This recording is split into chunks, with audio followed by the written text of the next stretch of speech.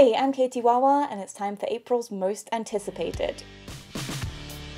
I can feel spring in the air, and with it, a fresh wave of great new music. So I've done my best to round up 10 exciting new albums that you might want to check out this month. April also means Record Store Day. On Saturday the 22nd, we'll be celebrating the 10th annual Record Store Day. I'm planning to go out record hunting on the day, and although I'm already excited, I'm also slightly terrified. I always get a little nervous about it, because it's all the excitement. It's like you don't know what's going to happen, you don't know what you're going to get, you don't know what it's going to be like, as much as you can try and plan for it. If you'd like to see my haul and the vlogs I do about Record Store Day when that comes up, remember to click subscribe and turn on notifications if you haven't already, and then you'll get a little notification when those videos go up. Now, without further ado, let's get into the music. First up, it's Father John Misty's third studio album, Pure Comedy. The comedy of man starts like this. Father John Misty's previous album, I Love You Honey Bear, had more of this psychedelic 60s sound, but he's really changed that a lot for this album. Pure Comedy is stripped back to vocals, strings, and piano. The vocals have this storytelling clarity. They kind of remind me of Elton John. So the album has quite lofty ambitions. Father John Misty is pondering the entirety of human existence. But I feel like if anyone can reach that goal, it's gonna be Father John Misty. The title of the album, Pure Comedy, gives some clues as to how he sees life.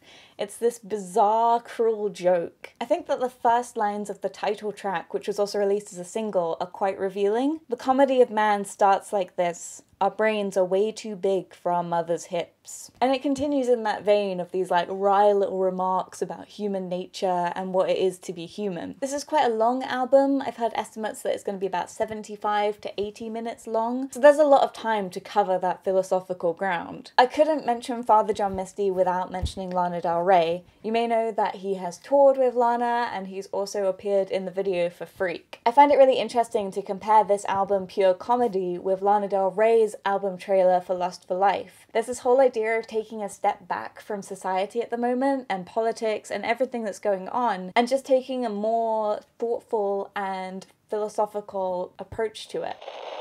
Next, let's get ready for the Big Moon's debut, Love in the Fourth Dimension. In my bed, I heard what you said. The Big Moon are smart, all-female, proper indie rock, and I really love them. Can you tell? They featured in one of the first Flying Vinyl boxes, and unfortunately I wasn't subscribed to them at that point, but I just think it's so cool that like they're part of that scene. You may have also heard of the Big Moon because they featured on Boyfriend, the single from Marika Hackman. They're so fantastic on that, and like I feel like they work really well together with Marika. I was actually really lucky because I pre-ordered I'm Not Your Man. I won these tickets to go see Marika Hackman perform some of the tracks live from her upcoming album, and she was supported by the Big Moon. And it was such like an amazing atmosphere. There was this amazing energy, and they were just genuinely exciting to listen to. I'm also excited because they've been working with producer Catherine Marks, who's previously worked with Wolf Alice and Foals, so I think that kind of sound and that influence is really interesting and bodes pretty well for them.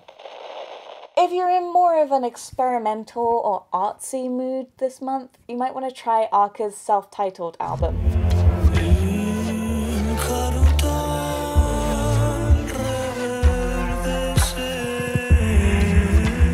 So this is Arca's third studio album, but it's his first self-titled one, which is a little bit confusing because normally people do that for their debut. If you don't know who Arca is, he's an electronic producer and artist. He's Venezuelan, but he currently works in London, and he's worked with a lot of amazing artists. He's worked with FKA Twigs, and he also worked with Björk on Volnicura. I find it really interesting hearing that influence in his music and also then seeing the influence in his videos, which are quite experimental and a bit trippy. I kind of wonder who's influenced who, because I think it's quite easy to think with FKA Twigs, like, okay, she's a newer artist, Arca might have had quite an influence on her.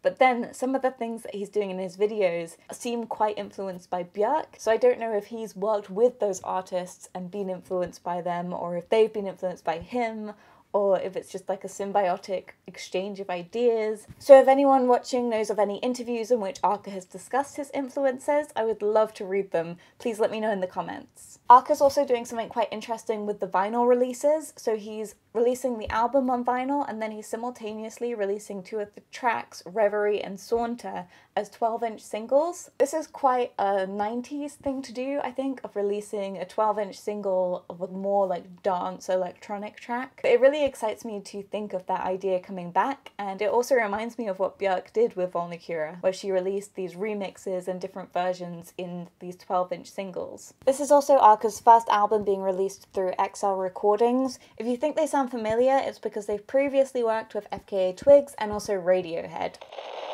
Little Dragon are back this month with Season High. Guess we'll never get started. Season High is Little Dragon's 5th studio album, and it's their latest since Nabuma Rubber Band, which was awesome. That was such a good album. They've been releasing some really interesting tracks from this album, including High, which is not only a great song, but its video is also exactly 4 minutes and 20 seconds long, which I just think that's like a little touch of like, I see what you're doing. I also noticed that by releasing this album on the 14th of April, Little Dragon are making sure that it's available in time for April 20th. So I feel like they're being a little heavy-handed, but it's still quite funny. If you're not familiar with Little Dragon, they are a Swedish electronic band, although I feel like in this album they're experimenting with a few different styles. They've had some really awesome videos for this so far, including the trippy video for High, and also the more artsy video for dance track Sweet. They're playing with this interesting sort of alternative R&B, old school trip hop feel, and I'm really excited to hear more of that sound, and also because the tracks they've released so far have been so different, to hear on the album how they all blend together. Like whenever an artist releases such contrasting tracks, I just want to know what is the through line on the album, because there usually is something really interesting going on. Now, how about an old favourite? Incubus are releasing their inventively titled 8th album, 8. Has it come to this? So this is Incubus's first album in 6 years, their previous being If Not Now, When. I don't know what it is about Brandon Boyd's vocals and like his general personality, but I just really like him. Like I think he seems like a really chilled, cool guy, and also is very talented. So anything he does, I'm like, that's really cool. I feel like Incubus are one of those bands where you think that they're a classic band and you think that, you know, they've always had one sound, but when you start to go through their albums, you realize that they've been constantly taking in and evolving to suit new music. Throughout their career, they've incorporated whatever's most exciting and really experimented with their sound. So what I found quite interesting about some of the singles they've released so far is that they have kind of a pop sound. So I don't know if that means that pop is becoming an exciting place to experiment now. What do you think? Apparently Skrillex is also involved on this album in the production and the mixing, so I'm curious to see how that collaboration goes. Next on the list is Kasabian with their 6th album, For Crying Out Loud.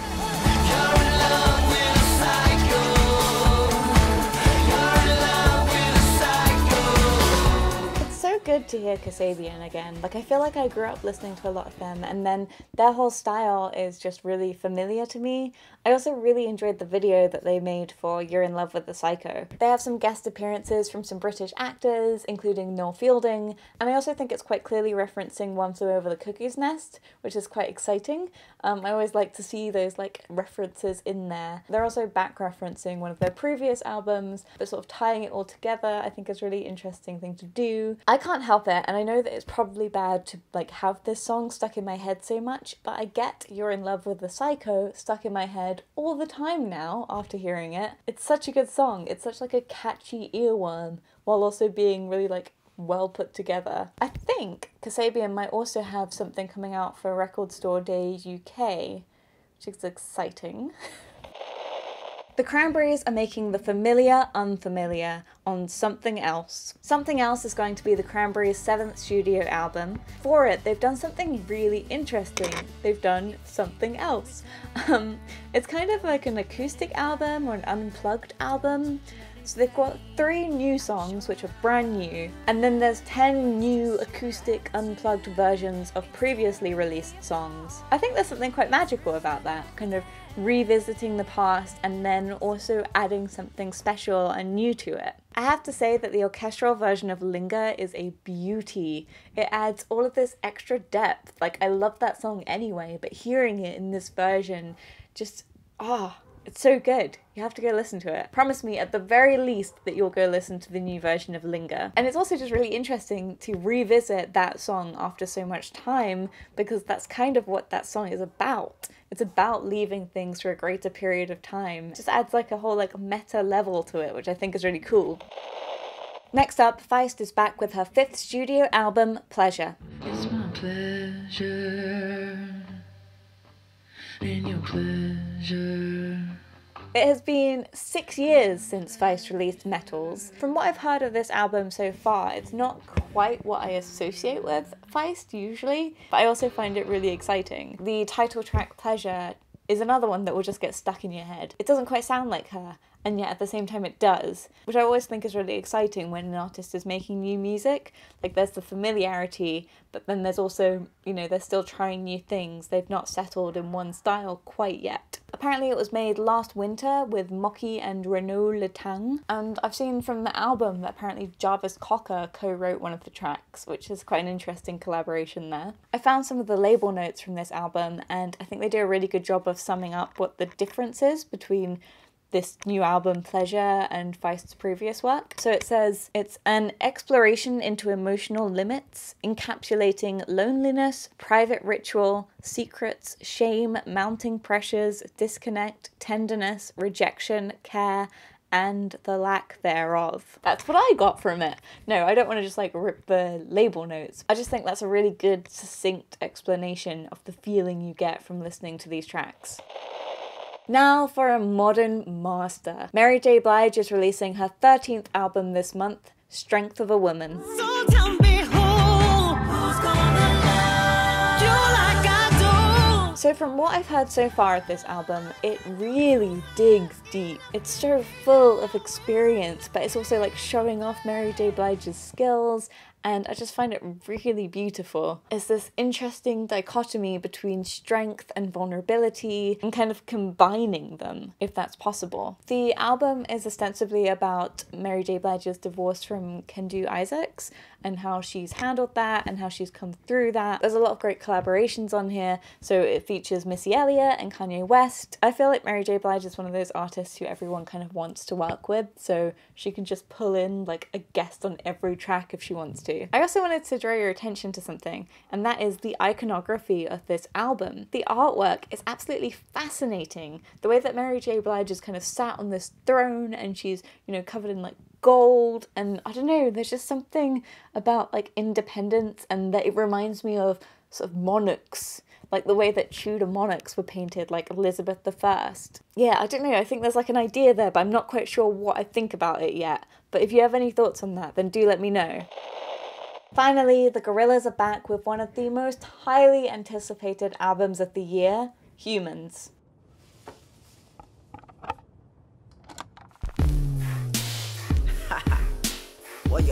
So I wanted to start talking about this album by talking about the video, which feels the wrong way round, right?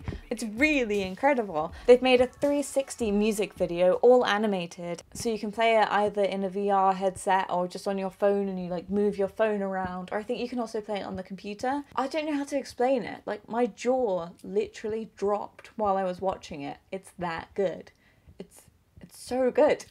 Just go watch it, please. Like, finish my video first, but then definitely have to check out that video. I just realised I haven't actually said what video it is. It's the video for Saturn's Bars. I think that's how you say it. And it features Popcorn, a Jamaican dancehall artist. But it's kind of weird. Watching the video for Saturn's Bars reminded me of how excited I was when I first saw Feel Good Inc.